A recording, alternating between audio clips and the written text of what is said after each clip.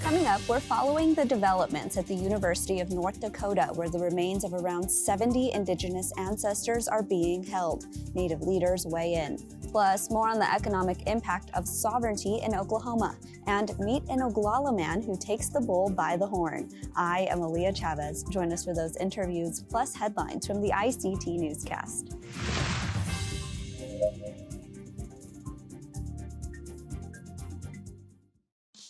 Arizona PBS is proud to support Indian Country Today. For 6 decades, we've provided television programs and now digital content. But we go beyond that, sending outreach teams across Arizona, offering workshops in language and literacy, family engagement and community outreach, and supporting tribal communities with early learning and school readiness resources. Join us at azpbs.org.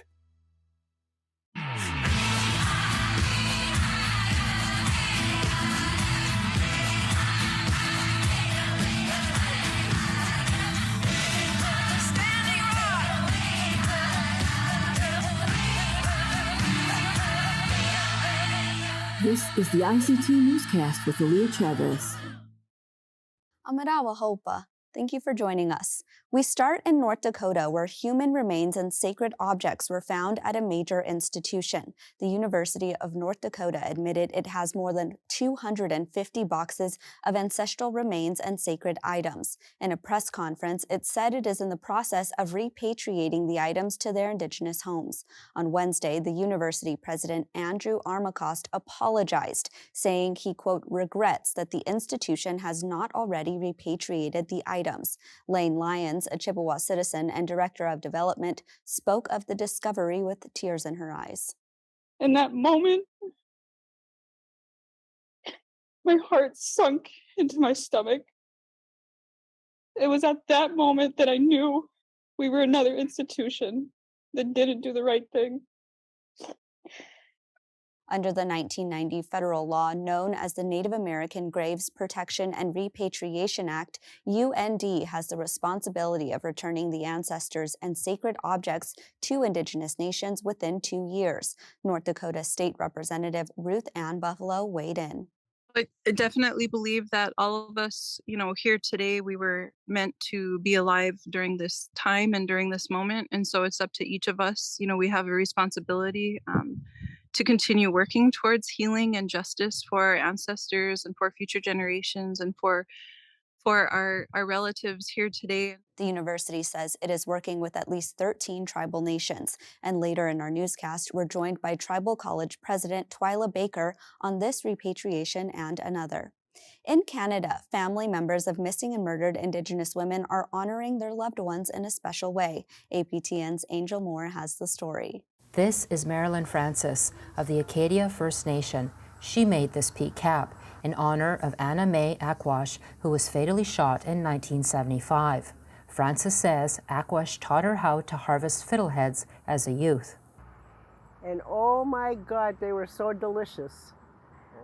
After that, and she even made fun of me. She goes, "Oh, I thought you didn't like fiddleheads." I was going back for more, right?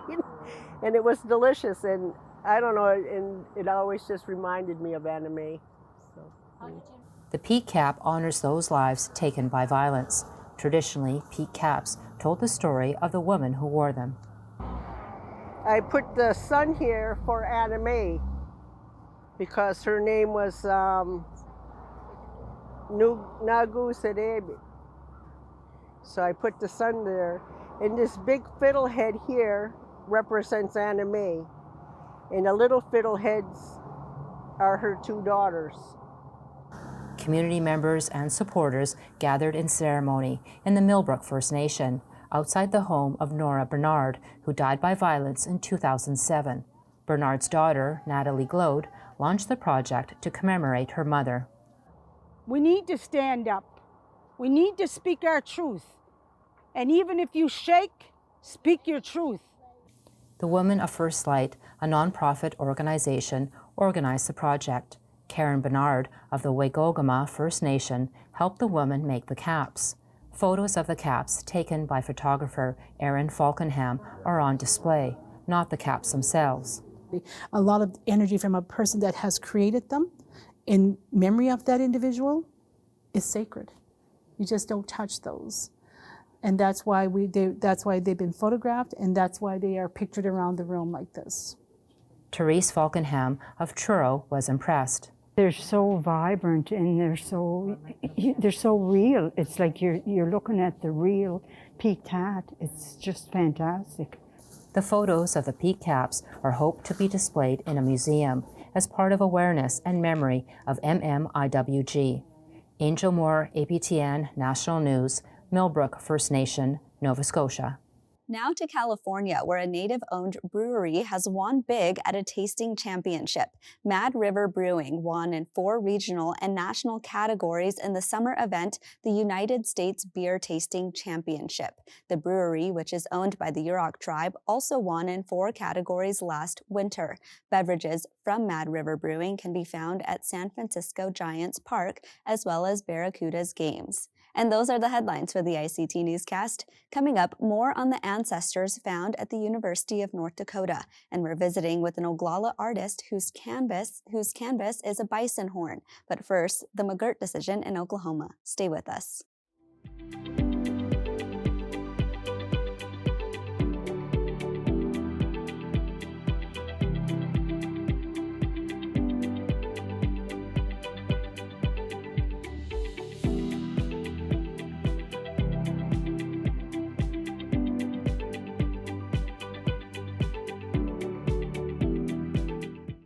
The Supreme Court ruled in May 2020 that the Creek Nation continued to have its reservation status throughout eastern Oklahoma. Known as the McGirt decision, it means that the state could not try a Muskogee citizen for crimes within that part of the state. Because of this, Oklahoma state officials predicted chaos. But now Indigenous leaders are saying that has not been the case. Some are even saying that there's growing evidence the tribes and local jurisdictions are finding new ways to work together.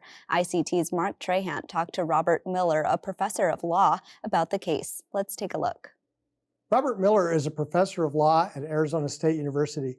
He is an enrolled citizen of the Eastern Shawnee Tribe and the interim Chief Justice for the Pasco Yaqui Tribe Court of Appeals and sits as a judge for other tribes. He's been following the McGirt versus Oklahoma and recently wrote a piece on the economic impact. He joins us now. Welcome, Professor Miller. Thank you very much. There was a phrase in there that really struck me, and when I read it, I wanted to call you, and that was the idea that there was a promise made with the Trail of Tears, and it implies economics. On July the 9th, 2020, Justice Gorsuch's opinion was released, and the opening sentence is, "At the end of the Trail of Tears was a promise." I knew we had won, or the tribe had won, excuse me, when that sentence was written, because the promise was the treaty promise that the reservation would be there and would exist forever.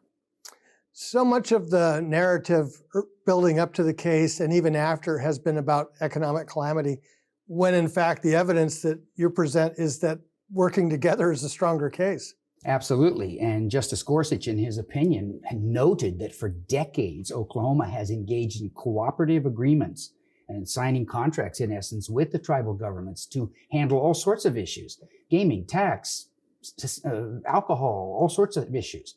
And so Justice Gorsuch hoped that his opinion would lead to a continuation of that, and the state and the Indian nations would work together. This is a challenging time, given the changing nature of the Supreme Court. How does the case get made that this was really important and there's a reason to stick with this path? I've written several articles and have a book coming out on McGirt, and I call it a bombshell case. The state went, let's pick the plaintiff in that case, or the tribe in that case. The Muskogee Creek Nation had only about 135,000 acres of what's defined as Indian country on July the 8th. July the 9th, we wake up and find out that Indian country for the Muskogee Creek Nation is 3.25 million acres. And now something like 43% of eastern Oklahoma is Indian country. 1.8 million Oklahomans now find out they live on a reservation. That's a bombshell, however it turns out. It presents a challenge for the tribal governments, for the state government, and for the federal government. It's a bombshell. This is an election year, of course, and the opportunity for states like tribes to reconfigure happens all the time. Is there still more that can be built on this?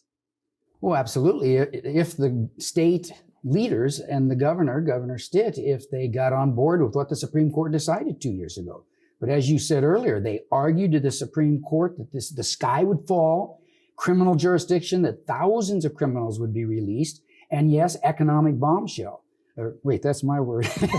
Economic catastrophe. And none of those things have come true. But the state has not reconfigured their position. Barely a year ago, the Oklahoma legislature set aside $10 million to hire attorneys to fight the case. And it led to this Castro Huerta case that the Supreme Court decided June 29, 2022. So that case is in reaction to McGirt, but it doesn't change McGirt at all. People have made a mistake in saying that Castro Huerta affected or changed McGirt. It did not. The reservations are still in place. The tribal criminal and civil jurisdiction that it had because of McGirt remains the same after Castro Huerta. One of the, I guess, what are the lessons for other states here as they have relations with tribes? Well, the McGirt case was a one tribe, one treaty specific situation. The old Indian Territory, Congress mandated, we'll let you, Oklahoma, become a state, but you have no jurisdiction over Indian nations or over their lands. So that's specific to that state. But the new way that the Supreme Court, led by Justice Gorsuch, is considering Indian law cases, and treaties are real contracts, they still apply, and they must be followed pursuant to the Constitution, Article 6. They are the supreme law of the land. So that does reverberate across other tribal court cases across the United States as the Supreme Court addresses and the lower federal court addresses these issues. I sat in the Supreme Court when Herrera case was argued, and I saw the questioning from Justice Gorsuch and the passion in his voice. It really begs kind of the question, should there be more legal education for people as they go onto the bench? Because his knowledge set him apart from other justices. Oh, that's an excellent question. The National Congress of American Indians and others were happy when he was nominated because they said, finally, here's a judge that knows something about Indian law. Many in the audience may not know he was a federal circuit court judge on the 10th Circuit, which is in the West and has dozens and dozens of tribes within the boundaries of the 10th Circuit, U.S. Court of Appeals.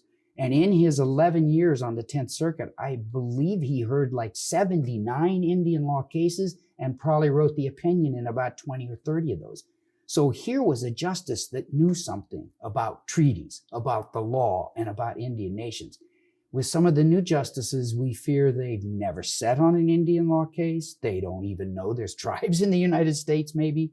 And so that leaves lots of questions about Justice Kavanaugh, Justice Barrett, and even Justice Jackson Brown. I want to ask you about your own tribe in this story. And you mentioned before that there's now a reservation. What's the practical application to that, and what does it mean for tribal leaders as they go forward? As I mentioned, the McGirt case itself was only about the Muskogee Creek Nation. But under that precedent, Oklahoma state courts have now re-recognized the treaties and the reservation boundaries of 8 other tribes. My own tribe's reservation boundaries from 1888 have been re-recognized by a trial court.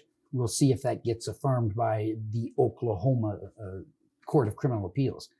This is dramatic. Now there's Indian country. Now you are a government. You have civil and criminal jurisdiction over most of the people within that area. And it's a bombshell, I've heard some people say. Well, thank you so much for joining us today. Thank you.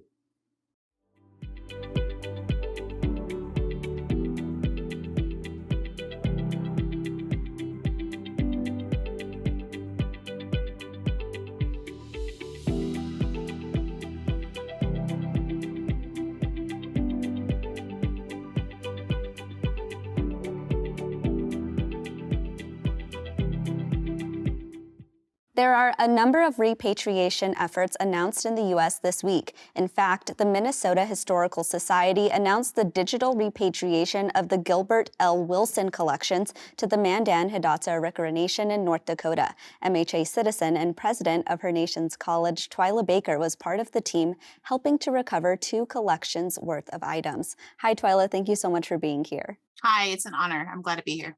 So I want to, of course, talk about the repatriation efforts from the Minnesota Historical Society, but I first want to start with the news yesterday from the University of North Dakota. I mean, what was your original reaction when you heard? Well, I'm an alumni of UND, and I spent a good 10 years out in Grand Forks, and it's been a lot of just trying to be present for the students that are there, for the community that's there. There's a pretty good sized Native community that goes to school there, works there, lives there. So really immediately, our first response is just to make sure that they have the support that they need, and that they have the sounding boards that they need, that they have spiritual support, any other type of support. And what's good to see is that the administration there is supportive of that. They are reaching out. They're looking for feedback from Indigenous professionals, from our culture keepers, and from different sources to inform the way that they approach this, and to make sure that students feel heard and that the community feels heard. So. Absolutely. I mean, talking about community reactions, you're deeply ingrained in your tribal nation and with other Indigenous people. What have you been hearing from them? It's shock, really. It's and rightly so. It's just, it kind of has sent a lot of folks reeling. And honestly, these are kind of vulnerable populations to begin with, because they are students and they are just now, kind of coming into their identity. They are wanting to go out there and to, start making their way in the world. And to have something like this come up, really, it can be quite the roadblock at times, and mental block too. I mean, they've got to focus on their studies. They've got to focus on, there's many young parents out there, and something like this is just, it's a punch to the gut. So it's going to take a little bit of time before that initial shock wears off, and really we just need to be present for them and need to support them. Absolutely. Well, I want to switch gears and talk about the repatriation efforts that you're a part of. Tell us what we need to know. It's just a kind of a wild juxtaposition to have the two things going on almost at the same time. The digital repatriation was such I feel like it was such a colossal win. It was something that was a long time coming. We started these conversations in 2017, I believe, just in an offhand conversation with some of my colleagues and friends who worked at the Historical Society, and talking about, okay, hey, what would it look like to get some of this stuff back to MHA Nation, back on the homelands? And so that kind of evolved into further conversations with their administrators, and really talking about what's this going to look like in the modern age, really. So the digital repatriation itself took some time to happen, took some conversations and some, paperwork and things, and then just a whole lot of diligence and persistence in making sure that we are still trying to, we still want them back. We still want these items, and we want them to make them available to our tribal citizens and to everyone, really. And it needs to be accessible. It needs to be housed here at MHA.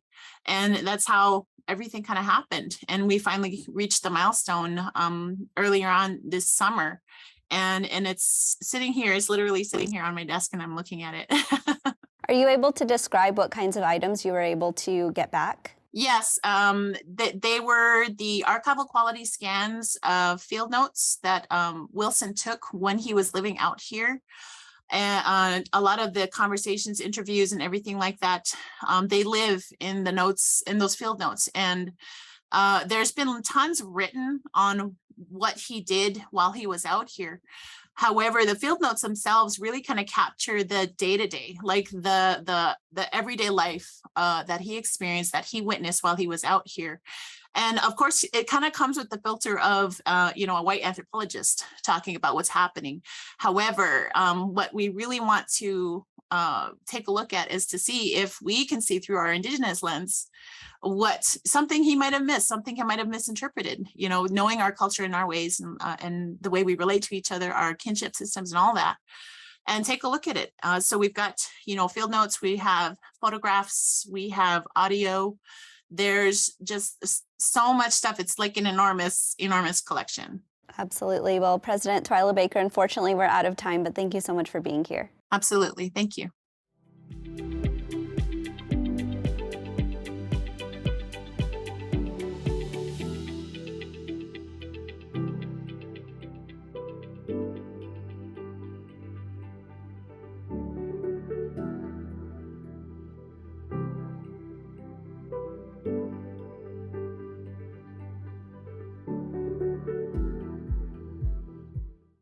The bison defined a way of life for many tribes across the country. The Oglala Lakota in present-day South Dakota consider the animal to be sacred.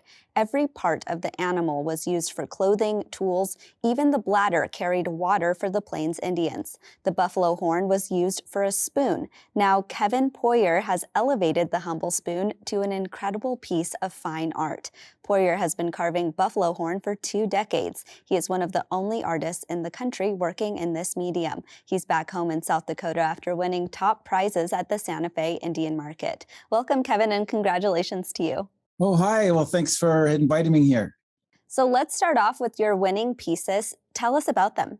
Well, this year I had made a couple of things new. One of them was a buffalo horn spoon that would honor Two-Spirit people. And so this was really a different piece I'd ever approached, and it did win a first place. And then another piece I made was a belt that represented all our Lakota medicines, and beautiful, inlaid with every color that I use: reds, greens, blues, whites. And that one won the first place, and the spoon won the honorable mention. But yeah, we did pretty good. It's a tough market down there, beautiful pottery and baskets, and one artist with buffalo horn stuff that no one's ever seen before. So it's really hard to educate that many people when no one's ever seen it before. Absolutely. I mean, let's actually talk more about this spoon. Where did you get the inspiration to make it? And maybe tell us about the process of how long it took you. Well, on my working on a spoon, I really try to tell different stories. There's a lot of issues in Indian country, but about our identity, loss of land. There's stereotypes about Native Americans that I try to switch around and put dominant culture in our position to make them see certain things through our eyes.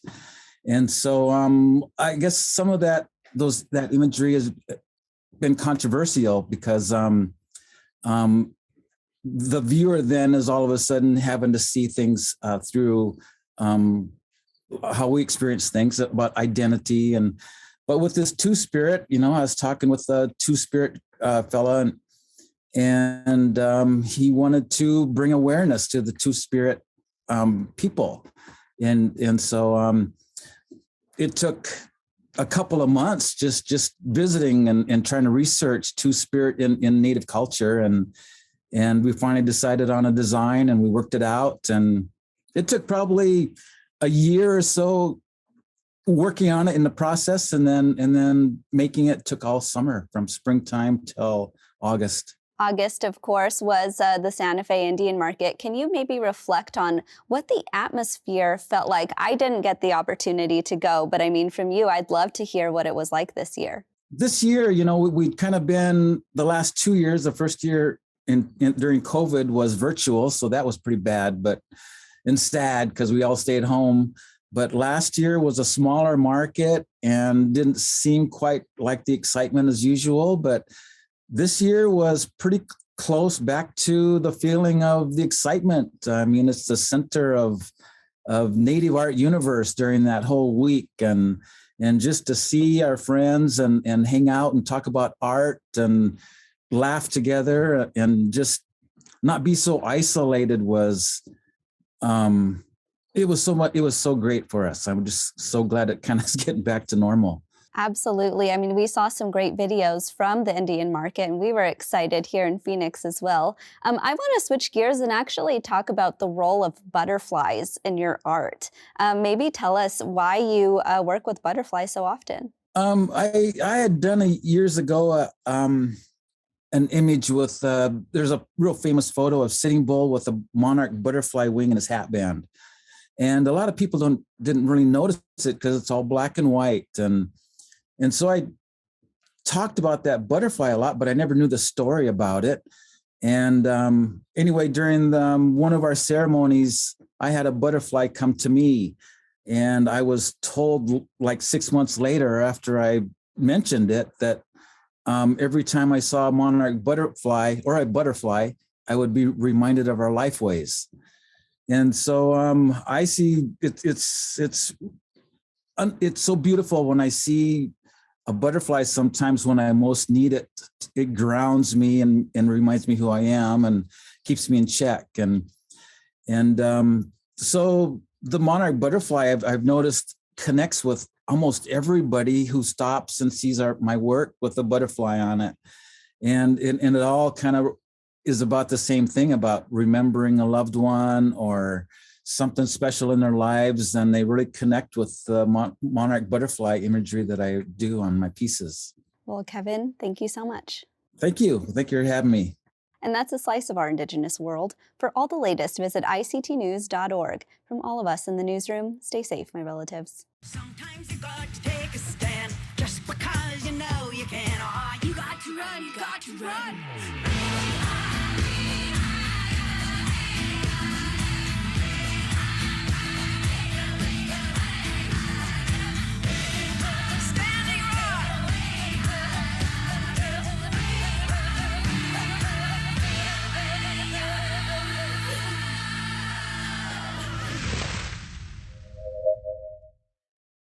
This program is made possible by the Corporation for Public Broadcasting, a private corporation funded by the American people.